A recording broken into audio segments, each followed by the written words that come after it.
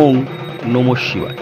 বাবা বানেশ্বর মৃত্যুঞ্জয় এরকম একটি মন্দির স্থাপিত হলো কোথায় জেনে নেওয়ার আগে আমাদের চ্যানেলটাকে সাবস্ক্রাইব করুন, লাইক করুন, বেল আইকনটিকে ক্লিক করুন এবং যতটা পারবেন শেয়ার করুন। বাবা বানেশ্বর মৃত্যুঞ্জয় মন্দির 31শে জানুয়ারি 2025 শুক্রবার বাবা বানেশ্বর মৃত্যুঞ্জয় মন্দির স্থাপিত হলো বজবজের ঝিলপাড় অদরদাস রোডে।